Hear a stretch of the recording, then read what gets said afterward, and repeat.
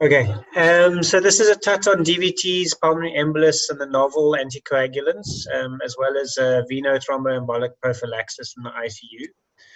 So you might be asking, why this talk? Well, the reality is that VTE is actually very common, especially in the critically ill, and it depends on how hard you look for it, and the incidence would vary on that basis from 10 to 100%. We also know that thromboprophylaxis works very well. It's safe and effective.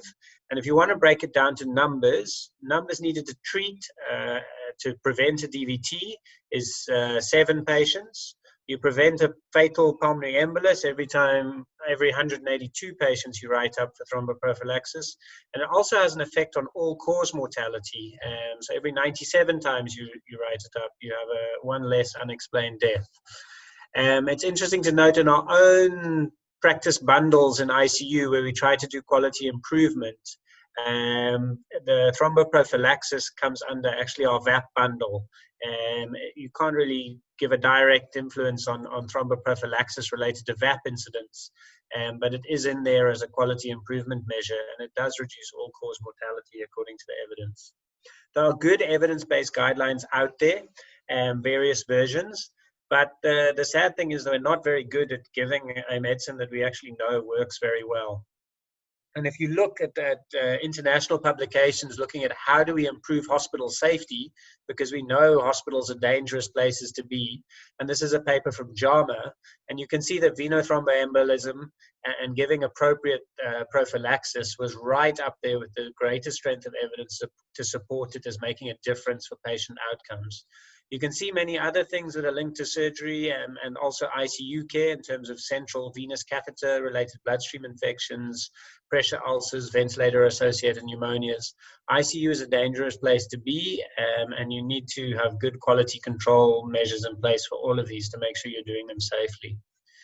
In the UK, they actually had a look at VTE and how it was being rolled out across the hospitals.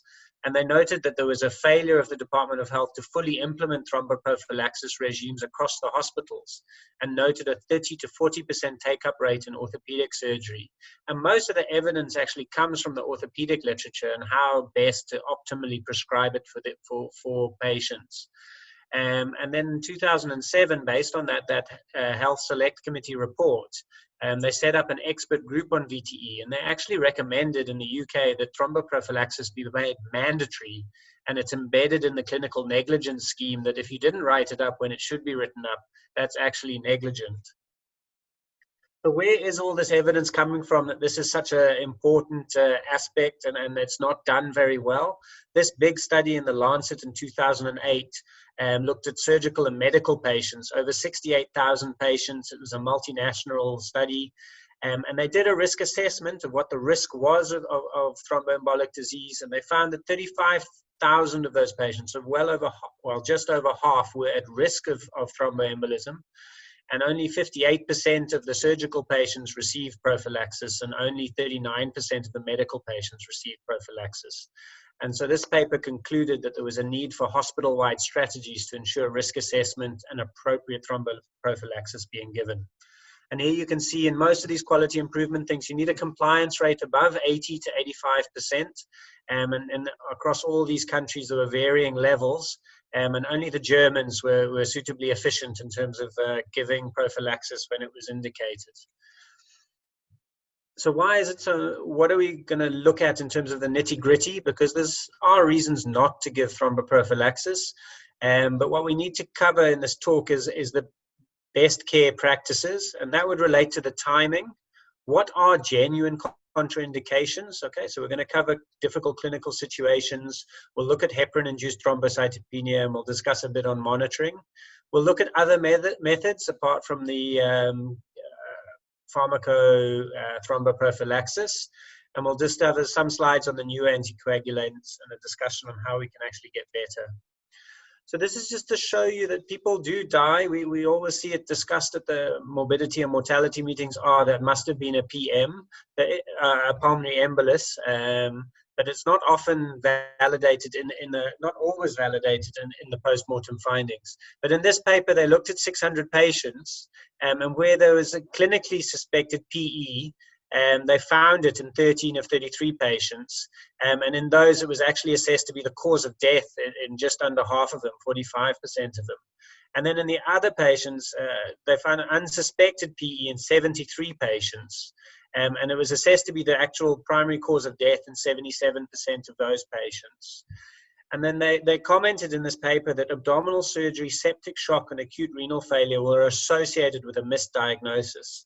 And I think that's part of the issue in ICU is there's an awful lot going on in terms of organ failures and pathologies, and it's very easy to get distracted and forget about this.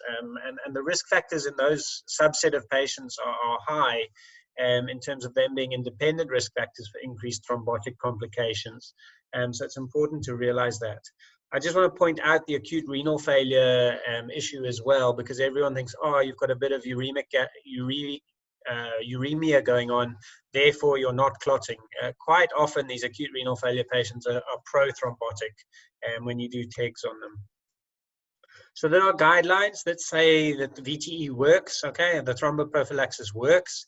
And basically in critical care, you should be routinely assessing what the risk is, and routine thromboprophylaxis is indicated in most ICU admissions, okay? For critical care patients who are moderate risk, okay, they recommend using low molecular weight heparin or low dose unfractionated thromboprophylaxis, and we'll cover the difference between the two in a subsequent slide. And then in patients who are at high risk for bleeding, we recommend the optimal use of mechanical thromboprophylaxis with graded compression stockings or intermittent pneumatic compression devices, at least until the bleeding risk decreases. And when that high bleeding risk decreases, recommend that pharmacological thromboprophylaxis be substituted or added in that subset. And you need to make that reassessment on a daily basis. For people doing their intermediates for surgery, it's a common question.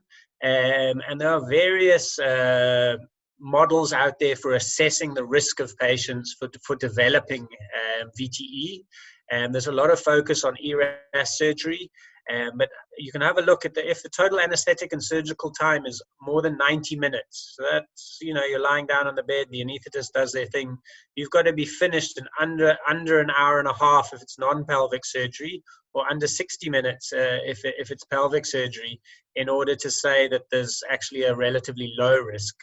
Any of those factors, you're automatically pushing your patient up in terms of their risk factor for thromboembolic disease.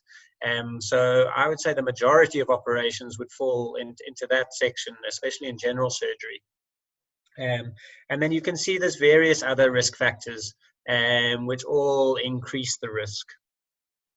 So I have some idea of what these factors are, and some are obviously weighted more than others.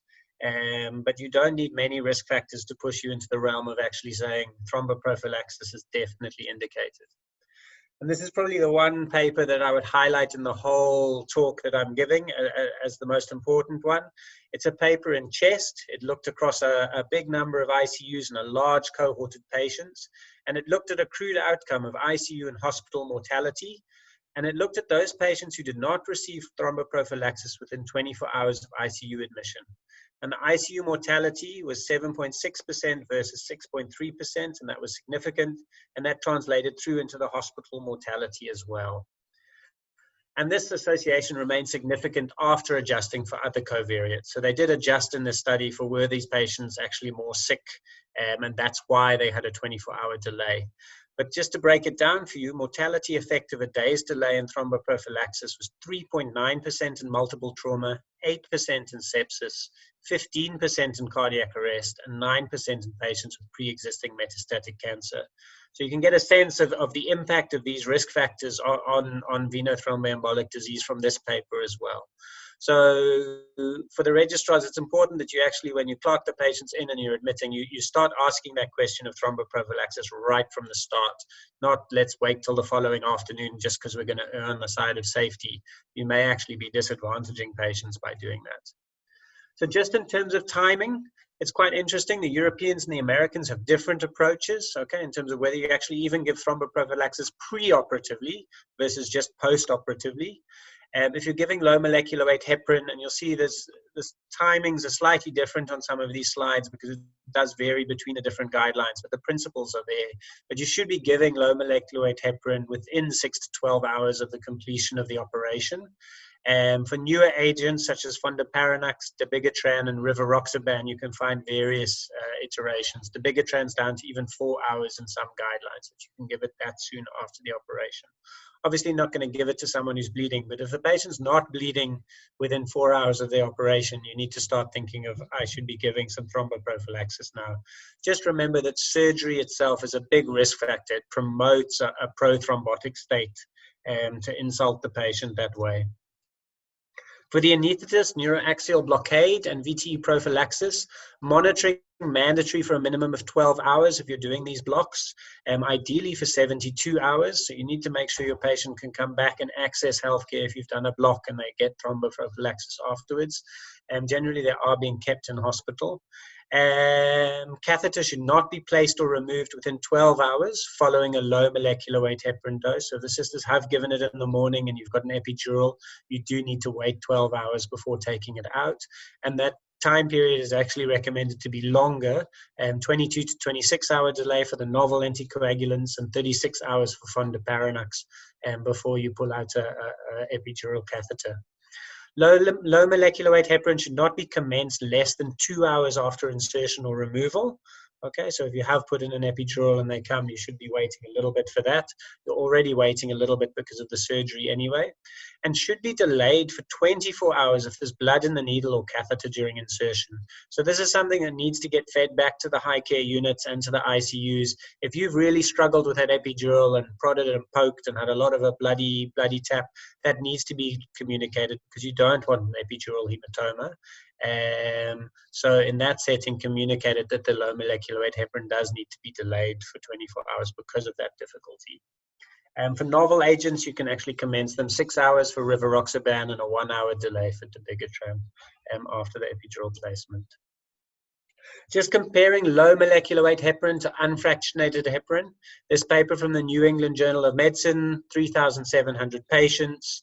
It's not, low molecular weight heparin is not superior to unfractionated heparin in preventing the incidence of thromboembolic disease. They're actually priced to be exactly the same. Our single dose of thromboprophylaxis, low molecular weight heparin, matches 3 subcutaneous doses plus the cost of the needles plus the cost of the syringes. So they actually cost equal in our setting. The one difference is that there is a lower incidence of heparin-induced thrombocytopenia in patients who are given low molecular weight heparin.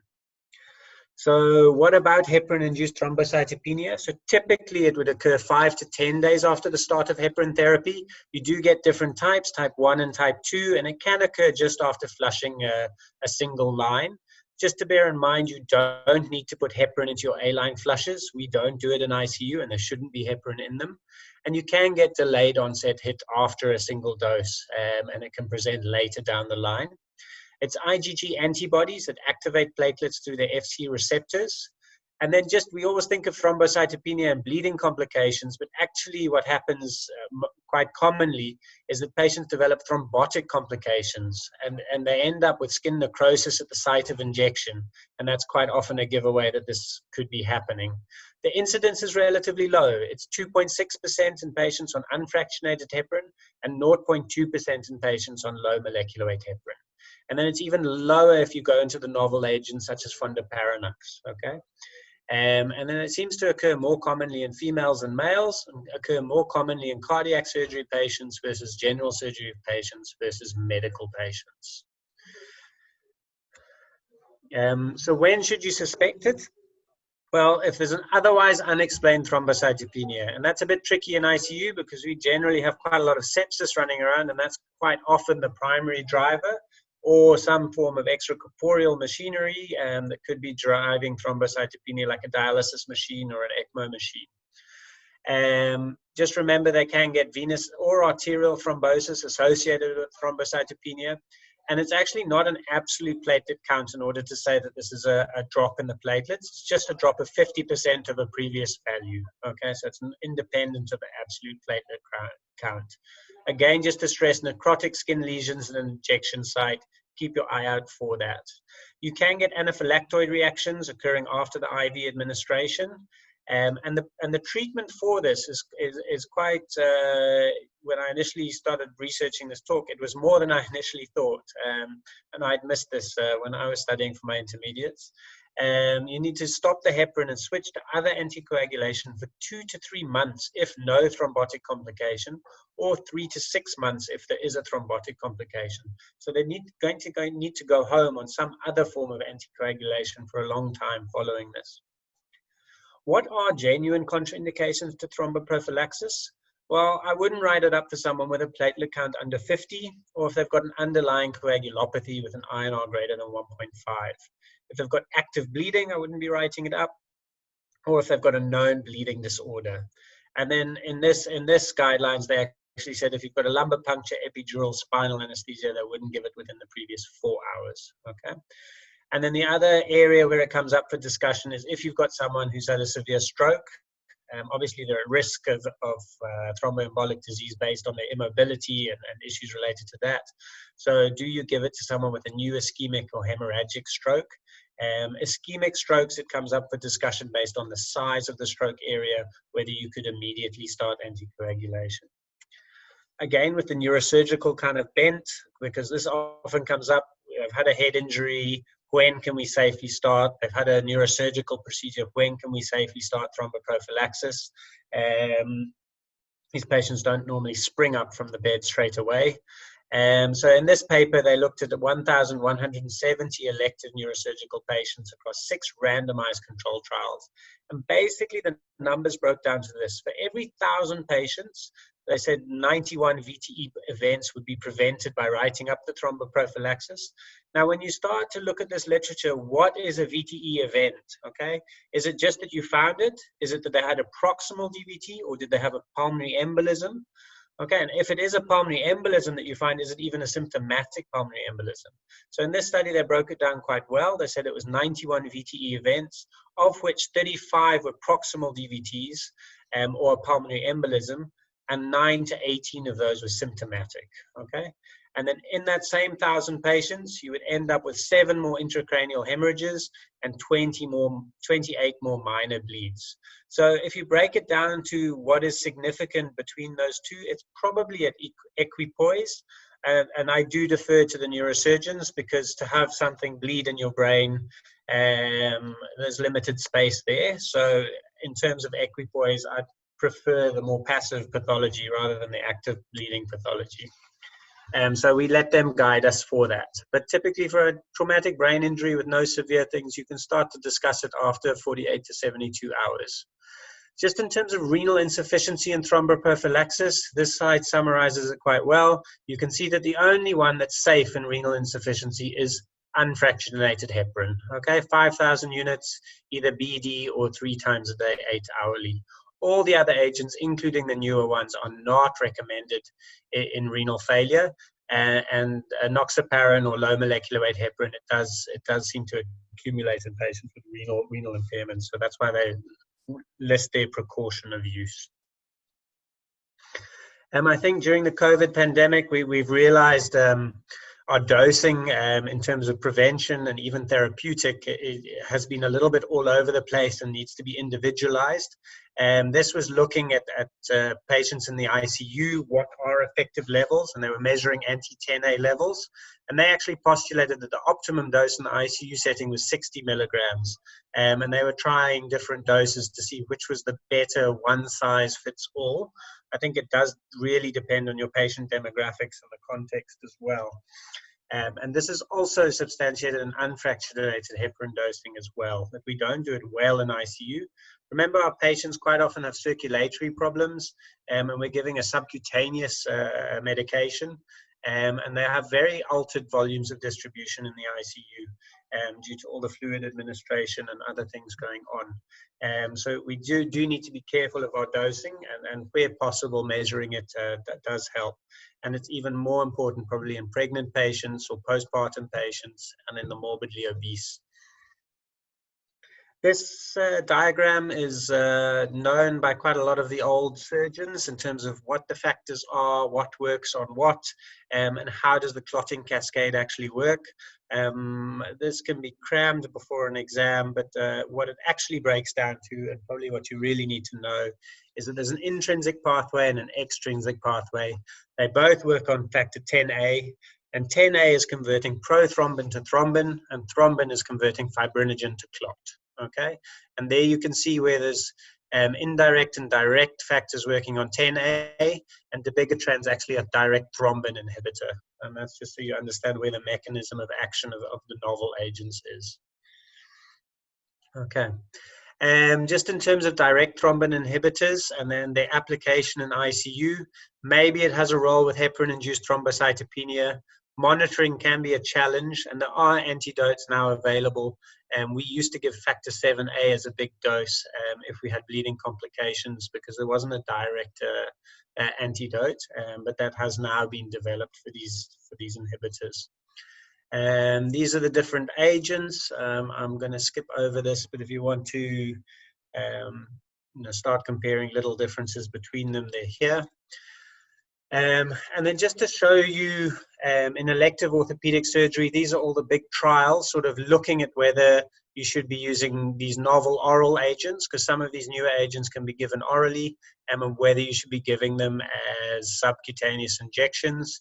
And there you can see whether it's favoring the oral drug in terms of prevention of thromboembolic disease. And it looks like the oral agents are a little bit better. But then just to give you the opposite side to that, the oral agents are a little bit better, but they seem to come with a little bit more bleeding risk potentially as well. The other thing to be aware of is that these novel oral agents were all meant to replace warfarin, because we all hate warfarin. We know warfarin toxicity. It's all over the place. You have to monitor it. And you don't have to monitor these agents when you give them to patients. But it hasn't been able to replace warfarin in that context, okay? So mechanical valves, fully anticoagulating someone for 6 months, these are in thromboprophylaxis that they have the utility, and also in atrial fibrillation. This is just to show you apixaban is now combined with antiplatelet therapy in acute coronary syndrome, and they actually terminated this because of the increased number of intracranial and fatal bleeding episodes. So we seem to be on a little bit of a tightrope with these, that we don't want to err on adding too many things that interfere with the clotting pathway, because we do end up with more bleeding events and potentially not a reduction in recurrent ischemic events. So how do you manage bleeding? Don't use these agents if there's severe bleeding or envisioned operations. Discontinue the agents, transfuse as indicated. And then just remember, protamine sulfate is effective in neutralizing antithrombin activity, but it has limited effect on anti-10A activity. 1 milligram of protamine sulfate reverses about 100 anti-10A units. So for us, you could give 40 milligrams of protamine and it reverses 40 milligrams of low molecular weight heparin, okay? And if patients are continuing to bleed, you could repeat the dose, okay, for a maximum of 3 doses. So we're very familiar giving gentle doses of protamine to reverse standard unfractionated heparin effect, but you can do it if you've got a patient who's actually got a bleeding risk and had a bleeding episode and has been given low molecular weight heparin. And then this slide is actually out of date compared to the other one, because the novel agents do have antidotes available. They're quite expensive, and if you don't have them, factor 7A. So just in terms of monitoring, you should be doing a platelet count on initiation, and then because of the incidence of HIT, do one on day 5, and then regularly thereafter to just check your platelets are behaving. Measuring is advised for low molecular weight heparin in pregnancy, renal failure, and morbid obesity. And you take it 3 hours post the low molecular weight heparin dose. Prophylaxis 0.3 to 0.5 is the level that you want. Therapeutic 0.6 to 1. And pregnant patients with artificial cardiac valves, this is from this SAMJ guidelines, and 1 to 1.2 anti-10A units per mil.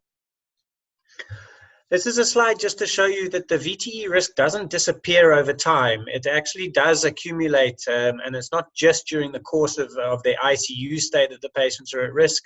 And even if they go home, they may need to be continuing thromboprophylaxis in that setting as well. So it is cumulative over time, and the duration of prophylaxis in the guidelines for major cancer and hip surgery is up to 5 weeks. It depends which drug company you talk to, but the low molecular weight heparin people will give the patients a take-home Sharps disposal kit, and they'll actually tell you patients are better, more compliant with injections because it's just more real, and they actually comply with that better than it's easier to forget taking tablets. So it's interesting that we don't often do this, and it can come back to bite you and why your patient doesn't come back for a follow-up appointment. For knee surgery, it's recommended to continue 2 weeks. So just remember, if you do ERAS and you're mobilizing the patient and they're getting out of the hospital quickly, they may need to be going home with their thromboprophylaxis. And the definition of fully mobile, just remember, just because the patient walked from the wheelchair to the car doesn't mean that they're fully mobile. The time is when they've reconstituted back to their ADLs and are fully mobile. And for major surgery with additional risk factors or very high risk procedures, at least 7 to 10 is indicated. So if you're doing an ICU discharge, it's probably prudent to just remind everyone, please continue the thromboprophylaxis for such and such a duration, because you can assess their risk and know what they need to take on their discharge from ICU.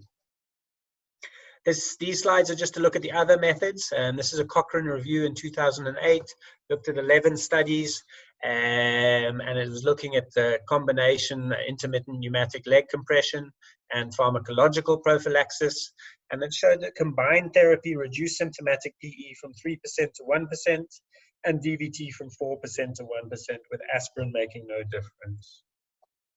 In terms of graded compression stockings, this review looked at 18 randomized control trials, worn until discharge or the fully mobile label, and it reduced the DVT rate from 26% to 13% in isolation, and even in combination with pharmacological method, an additive effect was noted. Okay, so if you do have it available, it's probably worth just adding it into the mix. Statins are often touted as having a good effect on the endothelium and then therefore less thrombotic complications, but it doesn't actually reduce the incidence of VTE. And then just a word on IVC filters. This is a review from 2013, 8 studies, not many filters if you look at those, 334, looked at the effect of PE, fatal PE, DVT, and mortality. And they concluded a low strength of evidence, and the number needed to prevent 1 PE was 109. And so for me, this evidence is not very strong. I probably need to just revisit this. It's been very pushed by the various companies. You can even get CVPs that you pop into the groin with a little filter that you can blow up. Just remember that placing a filter itself is an indication for anticoagulation. And so the subset of patients that would really benefit from this are patients who are on anticoagulation and still having pulmonary emboli. Because you can imagine inflating something in the IVC is just a nidus for clot to form. And even these little filters that you can put like as CVPs in the groin and then you just quickly withdraw them. I think there's a lot more evidence that needs to come through as to whether these are actually safe and effective. So what are the risk assessment models in terms of how we should be, assessing our patients? Well, we must assess them as to should we be giving this therapy within 24 hours of their admission. And it's actually interesting. I do the talk on organ donation as well. So opt-in and opt-out always comes up for discussion. And actually, if this is true for thromboprophylaxis as well, opt-in, well, you must assess the patient, risk score them, and prescribe it. Or you could have opt-out and makes the assumption that each ICU patient requires prophylaxis unless there's a contraindication. So it's pre-printed unless you cross it off and write the reason why you needed to cross it off. And actually, some of the guidelines actually recommend the second model in ICU because the incidence is so high. Just a short bit on DVTs, the classification, proximal or distal, and it's proximal as soon as the popliteal vein is involved. Proximal is more likely to give you pulmonary embolism and post-thrombotic syndrome. And post-thrombotic syndrome is the real reason that we give the thromboprophylaxis long-term down the line. It's a very morbid complication, occurs commonly following a DVT, and this is why you need to actively manage this. You need an index of suspicion, D-dimer, high sensitivity, low specificity, not of any use in post-surgery patients at all. How do you diagnose it? There's various levels of investigations you can do. And remember, the treatments to prevent propagation, prevent the PE, and prevent the post-thrombotic complications. Acute DVT can be intervened on. So if you diagnose it acutely in ICU, one day the leg was normal, next day it's twice the size, you do need to discuss with the vascular surgeons, can you actually take it out with a catheter-directed thrombolysis? You reduce the clot burden, you reduce the incidence of recurrence, and you actually reduce the post-thrombotic syndrome rate as well. So it's used in acute iliofemoral DVT. You probably have a 48 to 72 hour window to activate this, and they can even do open removal of the clot as well. And then just remember, IVC filters for DVTs, they're an indication for anticoagulation themselves. Pulmonary embolism diagnosis, gold standard is CTPA.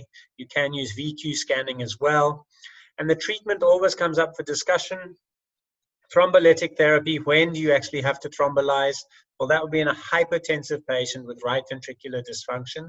And we are getting lots of incidental right ventricular dysfunctions diagnosed on these ultrasounds. But if someone's on inotropes because the right ventricle is failing, it's not getting stuff across to the left, then you really need to consider thrombolytic therapy. And there are also mechanical and open approaches as well.